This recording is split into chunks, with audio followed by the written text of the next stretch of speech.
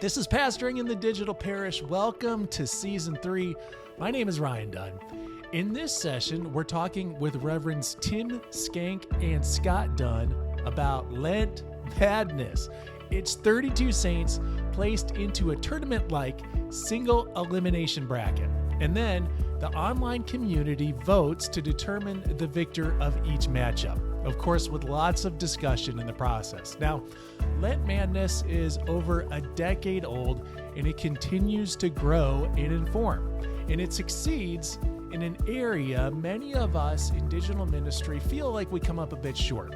It succeeds in online spiritual formation. That's why we wanted to share the story. So let's get into it. Lent Madness with the Supreme Executive Committee, Reverends Scott Gunn and Tim Schenk. Well, the Reverends Tim Schenk and Scott Gunn are with us. They are both clergy in the Episcopal Church, and Reverend Tim is the rector of the Episcopal Parish of St. John the Evangelist in Hingham, Massachusetts. Also, author of several books. And Scott Gunn is the executive director of Forward Movement, which is a discipling and faith formation, I guess, resourcing company.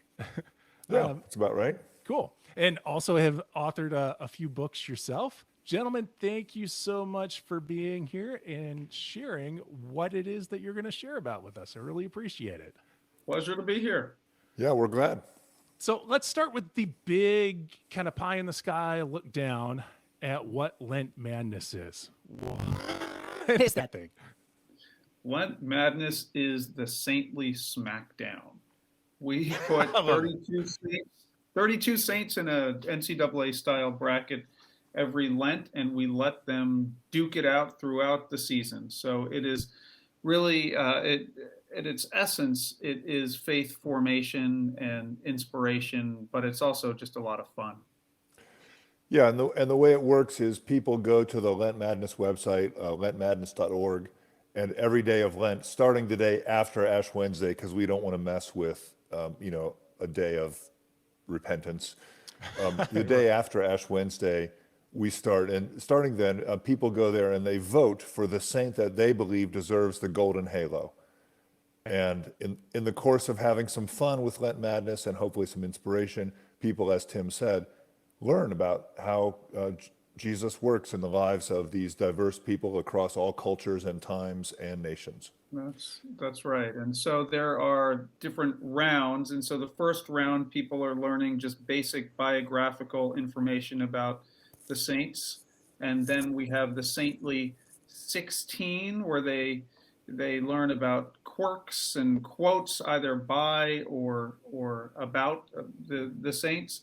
The Elate 8 is the Saintly Kitsch round. So we get into some fun with some kitsch, and then we go Faithful 4 and then the championship round. So every round is slightly different. And what is your definition of a saint? In this case, like how what's the criteria for formulating your, I guess, first round of, is it 32?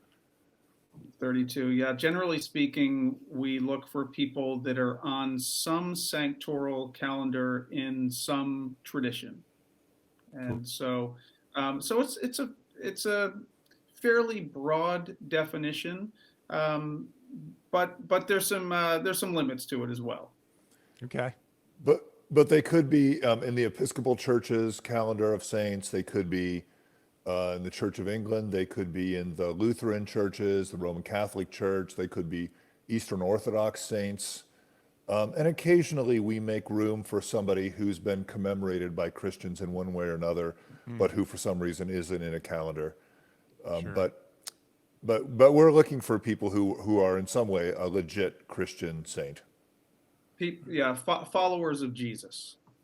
Gotcha. Okay. And so, Reverend Tim, a number of years ago, were you just sitting around thinking, like, why does Advent, we need something fun to happen in Lent, and that's where this came from, or what? What's the story behind it? Pretty much. I was drinking coffee with Scott, probably, and thinking about, well, what could we do for Lent this year? Something that would be a little bit different. And frankly, I get tired of basketball fans having all the fun during Lent. Mhm. They're eating chocolate and watching great basketball games, and we're sitting around and being miserable and rubbing dirt on our faces. And I thought, Lent is also a season of joy. I mean, what could be more Hmm. joyful than a season that is specifically set aside to get closer to Jesus? Mm. This is in a sense what Lent is. And so why can't we have some fun with it? And so it's comes out of the mode of taking our faith seriously but not ourselves too seriously. And so I came up with this crazy idea, and I hosted it those first 2 years. Let's see, 2010 and 2011 were the first 2 years, and I hosted it just on my own blog, and I did all the write-ups myself. And like I say, I don't really remember those two Lents very well because Okay. I remember kind of about halfway through, I was like, well, I'm glad I didn't put 64 saints in the book. Uh, Um, and Scott was uh, an early adopter of Lent Madness, and in the very first Lent Madness, George Herbert was in the bracket, and um, I don't know if I'll say that Scott steered George to victory, but he had a great hand in getting George across the finish line. By the way, Scott's dog. Do you want to talk about your dog, Scott? Yeah, my dog George is named after George Herbert. I'm a big fan, and that's why, by the way, that first year, I I'm not necessarily proud of this, but I ran a smear campaign against Teresa of Avila in order to oh. get George Herbert to win. Yeah, it's a rough and tumble business out there. What kind of dirt do you dig up on Teresa of Avila? Well, stuff like you see her name spelled different ways. Sometimes Teresa Okay. with an H, sometimes with a. Can you trust somebody whose name you don't even know their name? She didn't always wear shoes, so can you trust somebody? No shoes, no shirt, no service. That kind of thing. Yeah. Needless to say, George won the gold, that first ever golden halo. So, Yeah. in order to be able to have or any kind of conversation around something like this, you need to be able to like put people together, contact with each other. So, how in the early days, uh, people in conversation with one another? Well, it's always been an online devotion. We like to say now that, of course, it's a COVID safe devotion, but Yep. it is exclusively online. And so initially, it was just people making comments on my blog, Okay. and we started to see this happen more and more, and people having conversations. And we thought, there's something to this. And so in 2012, I partnered with Scott and Forward Movement, and that has been an amazing partnership for Lent Madness. And so we're the self-appointed Supreme Executive Committee of Lent Madness, and we're very humble about this. Um, and and getting and I'd love to hear Scott talk more about this from his perspective, but getting Forward Movement involved really brought Lent Madness to the masses, and we were able to develop our own website, and we print a little booklet called the Saintly Scorecard that has all the write-ups, the bios of the saints involved, along with a full color bracket that people can fill out. And it's just it's really been amazing to witness. Scott, did you want to say anything else about Forward Movement's participation? Well, no, yeah, I would say it was helpful. I came to Forward Movement in 2011, and I thought we as an organization needed to just have a little bit of more fun, and we needed to be seen inside Forward Movement. We needed to have a little more fun, and to the church, we needed to be a little less, dusty pamphlet and a little more fresh approach to discipleship. So it was a perfect partnership, good timing for us, and it's been a lot of fun. And it's the other the other thing I would say is that you ask about bringing people together. Usually on the internet, a good rule is don't read the comments. But I would say on Lent Madness, it's one of the rare places where it really is worth reading the comments. 99% of the time, it's a really supportive community of people who have fun learning together and disagreeing in a fun way. I mean, we talk about a smear campaign, but it's all in fun and people are laughing together and enjoying it. And that, it's on our website and our Facebook page. And yeah, it's been a lot of fun. It really is like a seasonal kind of Lenten pop-up community that develops every year. And so when we have a matchup on the website, there are literally hundreds of comments after each matchup. And people are sharing why they voted a particular way. They're talking about perhaps how they've been inspired by a particular saint. And they are sharing additional information about the saints. And they're also just interacting with one another in some really beautiful, touching ways. There's been some amazing reaching out if something is going on in someone's life and they share it. There's just a tremendous amount of support, an outpouring of it. I think there's an interactive work there. How much of this conversation is directed all the supreme? It's a good question. Very, very little.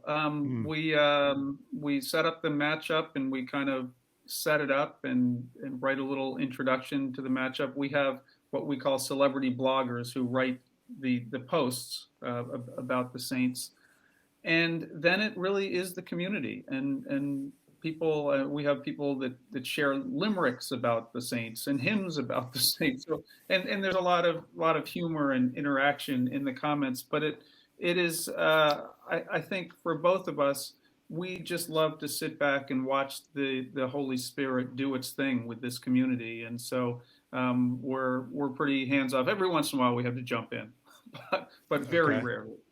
But it's pretty rare. I think that's the beauty of trusting the community to care for itself. And sometimes somebody gets a little bit cranky and people step in and say, hey, that's not how we do it around here. And I could count on one hand in the last 12 years or whatever it is, the number of times that Tim and I have had to step in and sort of be the heavy and kick someone out or something like that. It's really not been a problem. The Lent police. How today than when you started? So it sounds like you started on blog. What has it morphed into now?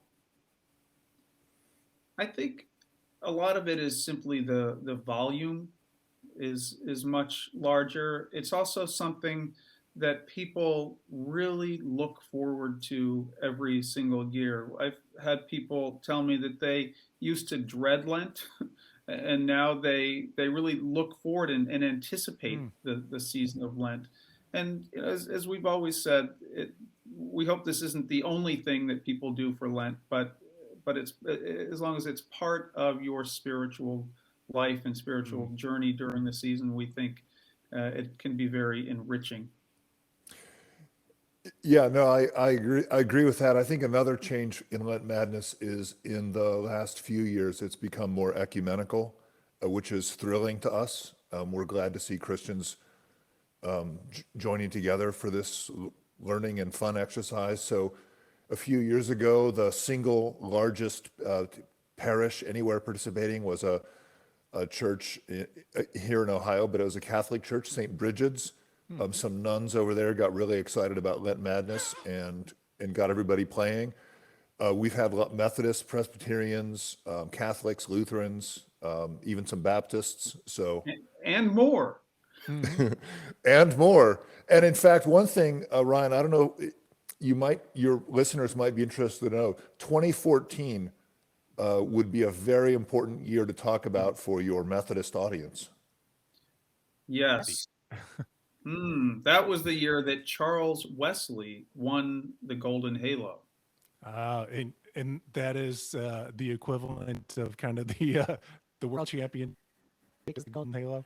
That's it. He won He Lent Madness 2014, and he he we went all the way, and but I think but especially interesting for your audience will be in the first round. You've got to get past several people to get into the championship round, and I think the first round battle is pretty interesting. yes, we had Charles Wesley versus his brother John. Mm, Yeah, wow. a little unfair, a little fratricide, but Charles overwhelmingly, obviously, the hymns help. Okay. He gets a little farther out of the direct Methodist tradition then, I suppose. Yeah. This ecumenical hymnody there. Why do you think people feel positively to this movement? I think people seek connection, and we don't whitewash the saints, and so I think that people see them in their profound humanity, and they're able to connect with that and to be truly inspired by the lives of these people who simply tried to follow Jesus during their own day and in their own way.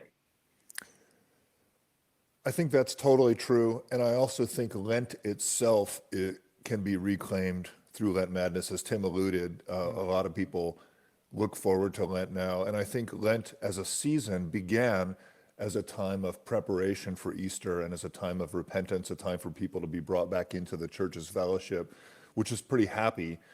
And then I think it got twisted in a lot of people's minds and in a lot of practices into this season of self-inflicted misery, and nobody was quite clear why. But I'm just going to punish myself for 40 days, and that's no fun.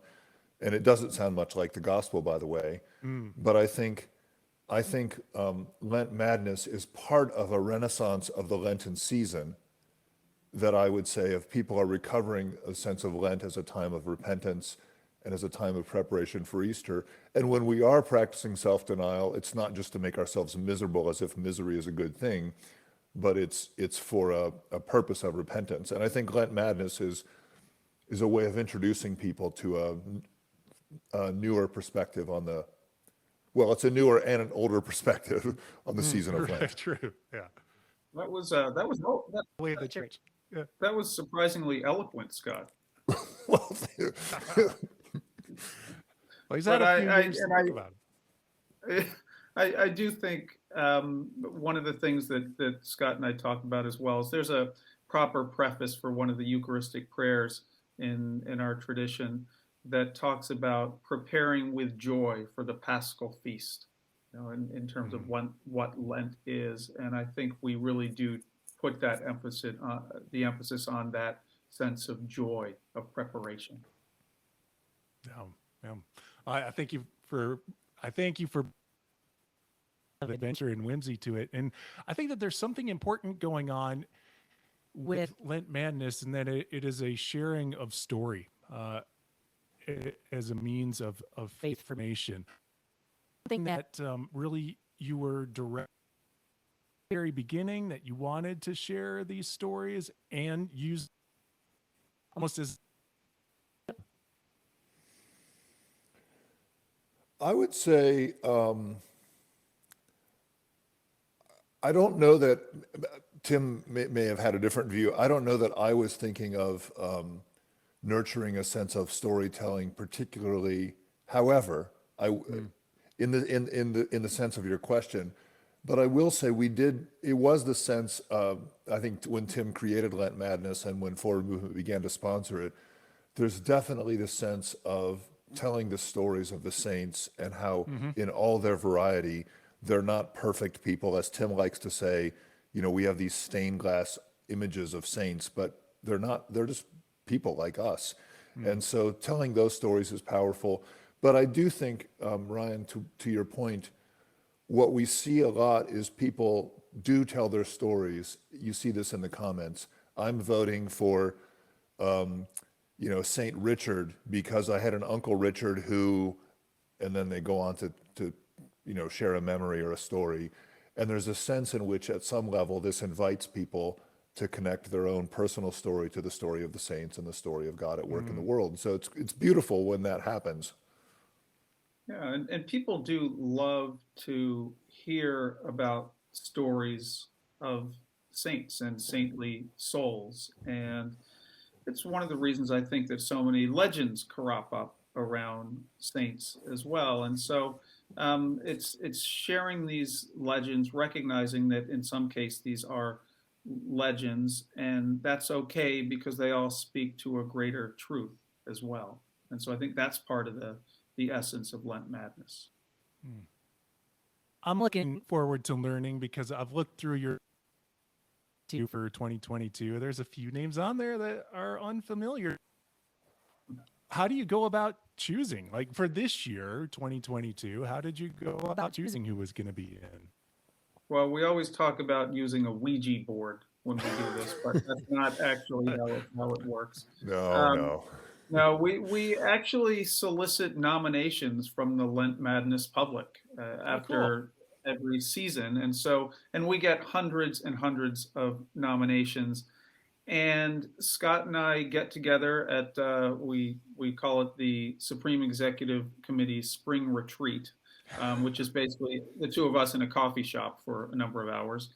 And we sort through the nominations and we try to put together a bracket of 32 saints that is balanced, that is diverse, that has people from different eras and people who engaged in following Jesus in different ways. And so there's a little bit of the spirit and a whole lot of coffee is what goes in the bracket together.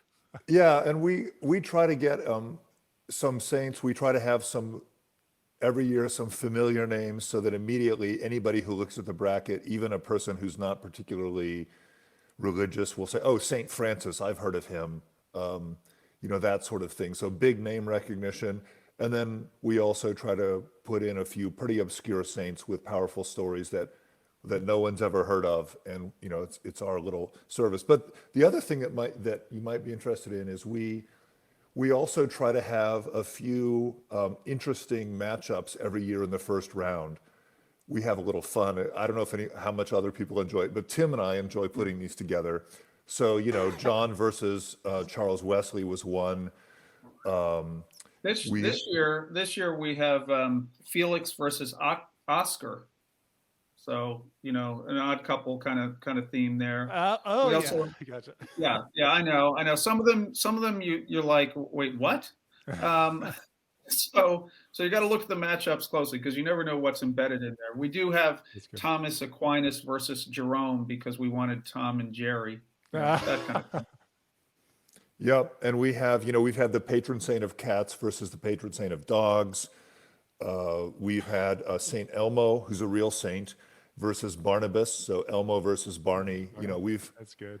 We've every year there's 2 or 3 battles, and we often don't announce these. We leave it for people to discover them. So there are a few more that Tim didn't mention in this year's bracket. Yes, that the bracketologists out there will uncover. They will feast upon it. Analysis, no doubt. Yes. Hey, you mentioned it had kind of grabbed on to the practice. Have you heard of other faith communities or churches who have started to make it a part of their, community life through the season of Lent? Yeah, there's a church in Texas that every year on the Sunday before the championship, which happens to be Palm Sunday, they have a Lent Madness pep rally, and they're down in Texas. So what do you do at a pep rally? You have a big bonfire. So they don't make a real bonfire in their church. They make kind of a fake fire, and then they have people advocate for the various saints. We've had churches that will do on Shrove Tuesday, which is in the Episcopal Church. I don't know about Methodists, but it's pretty common for churches to have a pancake supper the night before Ash Wednesday. And I've heard of more than one church having a saint-themed costume party. Wow. And the cathedral the Episcopal Cathedral in South Bend, they take 32 the 32 saints and they paint peg dolls. They literally paint them and they turn it into this amazing video that highlights all the saints that are in the bracket. And so there's no end of creativity that comes out there. And the other thing that happens in a lot of parishes, people will fill out brackets and turn them into the parish office, maybe with $5 or something like that. And then at the end, whoever wins Lent, and who wouldn't want to win Lent in their congregation, gets to decide which charity the money goes to. So Lent Madness has also raised a tremendous amount of money for various charities over the years as well. Well, one thing I will ask you is, are there directional ways that you've employed now or Lent Madness as a tool of faith formation, or are you specifically producing some resources now on your own? Yeah, the faith process around Lent Madness. The back of the saintly scorecard that Tim mentioned has some suggestions for how to use Lent Madness in your parish, and a lot of people follow that. There are some suggestions for how to use it in a class, in a class format, whether it's online or on Zoom. We haven't produced a formal curriculum or anything, mostly because I think the churches that have wanted to do something with Lent have been able to pull something together on their own, and people haven't really asked for it. But a lot of churches do engage in one way, sometimes with kids, and sometimes with adults. So it's been pretty popular that way. Yeah, I've heard about it being used in adult education classes, with youth groups, and with Sunday school children as well. And there are a number of religious schools, a lot of religion teachers, and they will use it, and they'll get together and throughout the season we'll get really into it and get all the kids voting, and it's fun to watch. Yeah, Forward Movement has it's a free downloadable curriculum because we got a grant on how to teach about the lives of saints to churches. It's not explicitly a Lent Madness resource, though when we put it together, we did make sure that most of the Lent Madness Golden Halo winners are in there, are taught. But it's an all ages curriculum for in English and Spanish for churches that want to learn about saints and sort of explore what it means. And a lot of folks use that, and they kind of combine it with Lent Madness. So it's been good for people. Well, and what is really exciting about this is that this is something that was born in an online space and then has reached back into kind of the IRL experience, where it's so often using virtual space as a facsimile for something that happens in person, right? It's kind of a cool of it reaching into another realm, which is awesome to see. Yeah, the other thing that I think is exciting about Lent Madness, or not the other thing, another thing, is Tim thought up this idea one day in a coffee shop, and it's a brilliant idea, but it's an idea he thought of. We did it, and then Forward Movement picked it up. We have not invested tens of thousands or hundreds of thousands of dollars in this. I think sometimes people think that digital ministry has to be complicated and costly. And the website is, as you can see, not something we've spent $1 bazillion on, although we're hoping to roll out a new one in the next couple of weeks. But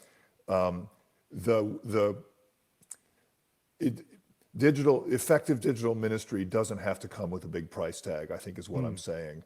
Yeah. I think the reason Lent Madness works is because the idea is pretty compelling, and then the community building aspect is real, and it's a way of, at first it seems like silly fun, but underneath it is serious faith formation. And I think there are lots of other ideas out there waiting for people to implement. And I hope that they won't be discouraged. Some little church somewhere could have a great idea, and they might think, oh, we could never do that. Maybe your idea needs $1 million budget, but maybe it just needs some people to kind of get together and do it. Oh, that's right. It went from a coffee shop to my blog to working with forward movement. So that's a great way to put it. We also do, Scott and I do a weekly, I don't even know what you would call it, little video cast called Monday Madness, and talk about low production values. And that's us. It's just us with talking a little bit about the upcoming battles, and we have fun with that as well. But again, it's not exactly how shall I say, slick. Yeah. And that's important to note because so much of what quote unquote connects with people, maybe a better way of putting it, so much of what connects well with people in this particular is the authentic, something that does not need to have the overdone production quality, but it just needs a personal expression of whatever it is that you're trying to express. It's really cool thing that Lent Madness has come to from such a simplistic place, and in a sense, in whimsical place too. So thank you so much for bringing this to us. Witness of whimsy and inspiration, and I think you're exactly right. I hope we're able to hear this story and begin to think of the ways that they might be able to create something in their own midst that information, both in a digital sense, but in a personal sense as well. Absolutely. And we'd love to see zillions more of our United Methodist friends online visiting us at the Lent Madness website. So give it a try. Yeah, we will see you this Lent. So give us the lowdown. What's the website? Only we can remember the URL. Yes, it is www.lentmadness.org. Thanks so much for participating in this session of Pastoring in the Digital Parish. You're going to want to click over to lentmadness.org to take a look at the bracket for this year and to start doing your research. Thanks again to Tim Schenk and Scott Gunn for sharing the story with us. Pastoring in the Digital Parish is a resource from resourceumc.org, the online destination for leaders throughout the United Methodist Church. We're going to have a new session each week, starting next week. But in the meantime, if you wanted to explore more on digital spiritual formation, check out the session with James Kang about Digital First Ministry, or check out Understanding Online Behavior with Dr. Kelly Price. This has been fun. My name is Ryan Dunn. If you have a question or suggestion for the podcast, send me an email at digitalparish@umcom.org. Thank you, and I'll talk with you again real soon.